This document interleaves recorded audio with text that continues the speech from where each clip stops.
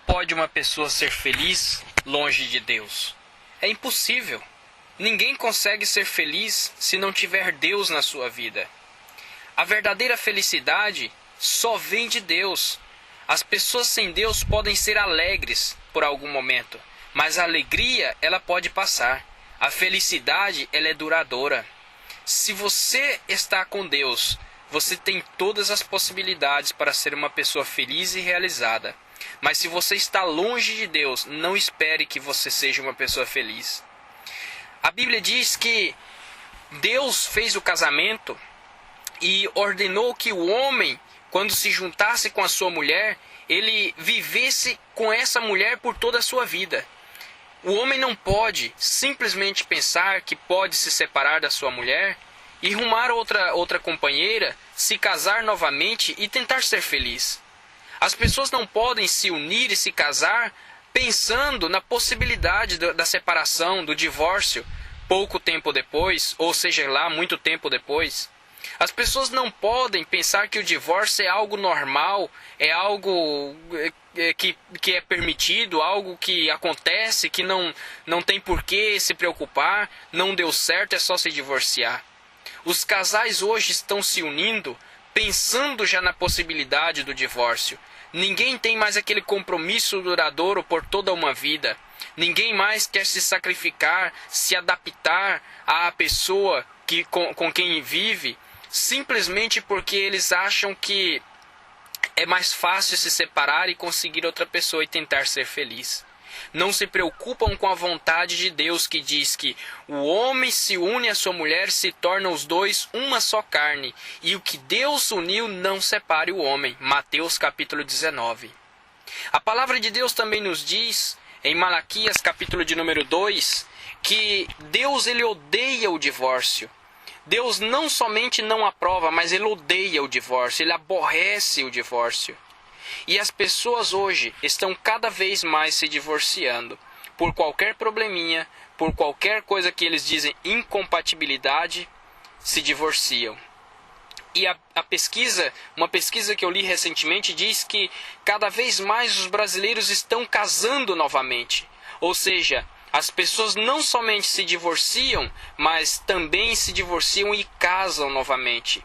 E a Bíblia diz que o homem tem que ter uma só esposa por toda a sua vida.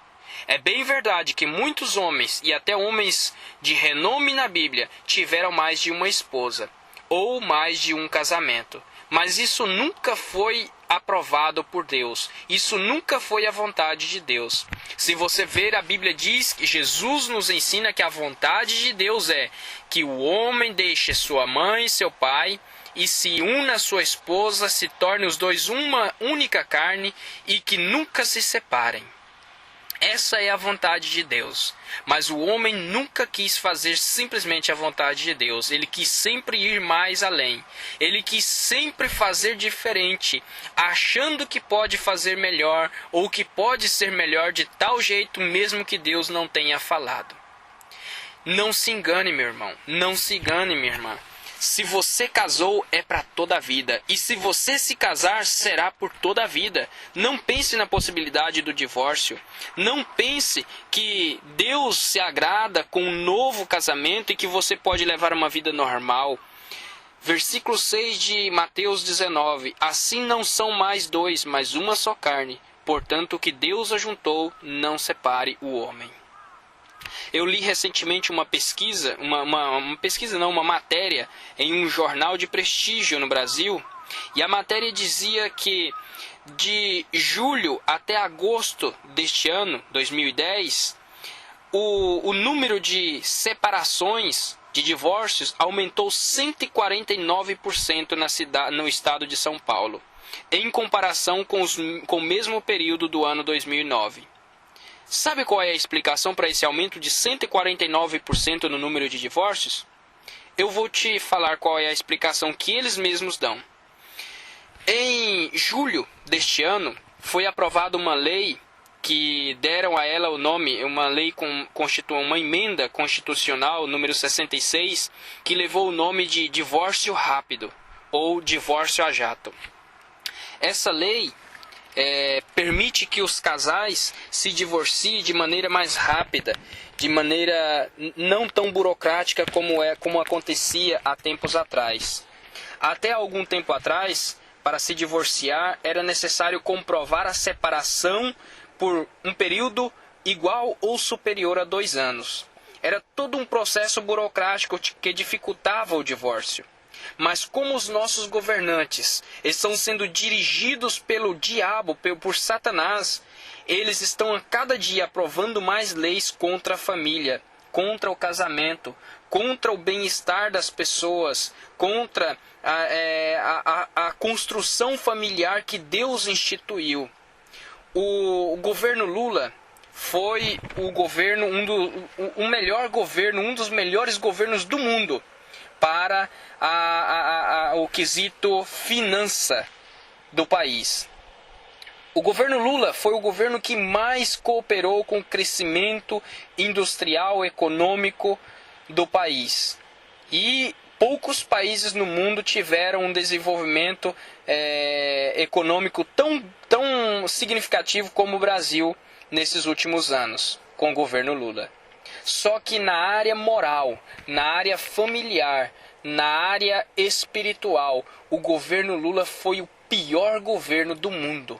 Eu digo com toda certeza. Foi um dos piores governantes que o mundo já viu. Porque o governo Lula foi o governo que mais encaminhou ou mais colocou na pauta do Congresso, mais colocou ou até abriu o caminho para ser colocado leis, para serem votadas leis que aprovam casamento de pessoas do mesmo sexo, união homossexual, leis que facilitam o divórcio, leis que desestrutura a família, que acaba com a construção familiar que a Bíblia estabeleceu para nós. E fazendo isso, o governo coloca em risco a nossa nação, a nossa existência, coloca em risco a nossa felicidade, a nossa alegria. O governo coloca em risco a estrutura não somente familiar, mas espiritual, a estrutura social da nossa nação. Porque a Bíblia diz que Deus odeia, Deus abomina o homossexualismo. E se Deus abomina, quem somos nós para pensar ou ter um sentimento diferente? Nós não podemos permitir que essa prática cresça, que essa prática se dissemine com normalidade na nossa nação, no nosso meio. Portanto, meu irmão, eu não tenho nada contra a pessoa homossexual, mas eu tenho tudo contra a prática homossexual, porque isso é abominação para Deus e para mim também, porque eu não posso pensar diferente de Deus. Se você acha que isso é normal, você está lutando contra a vontade de Deus, contra os ensinamentos, as leis, os preceitos, os princípios de Deus, e você não será bem-sucedido. Ainda que o mundo vai cada vez de mal a pior, mas Deus está no controle da situação, e um dia Ele trará a juízo cada uma dessas pessoas que praticaram ou colaboraram com a prática desses pecados. E se você estiver no meio, pode ter certeza que você receberá o seu galardão. Se você faz a coisa certa, o seu galardão será a bênção. Mas se você faz a coisa errada, por que você vai esperar algo bom de Deus?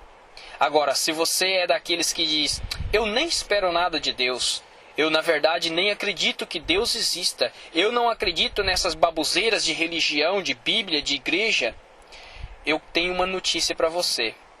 Você vai um dia se deparar com Deus sentado no trono para julgar todas as pessoas, e você vai chorar muito porque você vai perceber que passou a vida inteira tendo oportunidades de ter um bom julgamento, de receber a bênção de Deus, mas você não aproveitou as suas oportunidades. E agora, mesmo chorando, você verá que não terá mais como você voltar atrás, tarde demais.